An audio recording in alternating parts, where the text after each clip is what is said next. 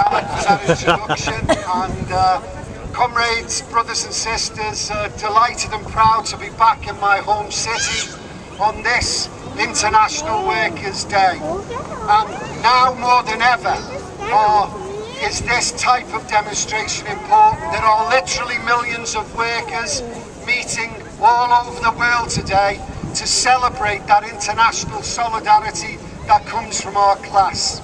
This is an important time, of course, as we face an election on May the 6th. It brings with it changes that working people like ourselves need to be aware of. Of course, I'll be voting for and working for the return of a Labour government. I'm under no illusions about the disappointments that government has brought, and that's precisely why we need to bring change. But the stark reality facing us on May the 6th is the return of the Tories, and we all know what that means, or the fight to get Labour back in and get it changed. I also want to say a thing about my own city. It's about time that we made Liverpool Labour again and put good people like Joe Anderson and his people in charge of our city. But the reason why today is more important than ever is because the reality is this: it is only organised Labour that will be able to defend our jobs, our communities and our services, irrespective of what happens on May the 6th. Because here's the truth: millions of ordinary working men and women will not vote on May the 6th because they feel abandoned, they feel disillusioned, they feel that all politicians are the same, and they think that there's no hope and there's no alternative. But there is an alternative. Alec mentioned it in introducing today's rally. It's called the People's Charter.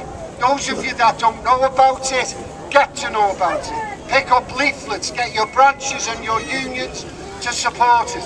I'm delighted that my union, Unite, and the TUC have embraced the Workers' Charter. These are aspirational demands that when you put to ordinary working people, their response is that we'll have a bit of that. It talks about a fairer economy, a fairer Britain, controlling the banks, controlling and regulating the city markets, making certain that the spivs and the speculators can no longer raid our pension funds or destroy companies by hostile takeovers, making certain that we close the loopholes that allows billions of pounds to be stolen from the Exchequer through tax allowances every single year. It's been estimated by independent fiscal experts that that figure is as high as £70 billion. And the People's Charter wants to highlight that and make it a rallying call. The Charter also talks about the need for decent homes. How crazy a system is it where we have hundreds of thousands of construction workers on the dole, millions of tons of building material stockpiled, and the need for 3 million new homes? What crazy system allows that? So the Charter calls once again for that to be stopped and to put people back to work, build jobs, build decent homes for people. It talks about better jobs and more jobs, investment in manufacturing, including green technology. If we can find billions and billions of pounds to actually bail out the banks, if we can find billions of pounds to actually go to illegal wars in Iraq, then why can't we invest in our manufacturing base more? Any civilised society, comrades, any civilised society has to have a vibrant manufacturing base if we are to deliver decent public services. And while I'm on public services, let me just echo something that Emily said. 15 months ago, when the collapse of the world economy took place, everybody knew who was to blame. It was the spivs and the speculators, the greedy bankers. But here we are 15 months later, and we're being asked to believe that the real problem that we should be losing sleep over at night is public sector debt. Well, I reject that. I reject that. I don't remember teachers and nurses being responsible for pushing us over the financial precipice. How dare these people want to attack public sector workers? These are the very people that teach our children, that heal our sick, that care for our elderly and infirm, that clean our streets and collect our refuse. The very people that create the fabric of a civilised society. So I've got a message for Cameron and his Eton ilk, and for Alistair Darling and anybody else.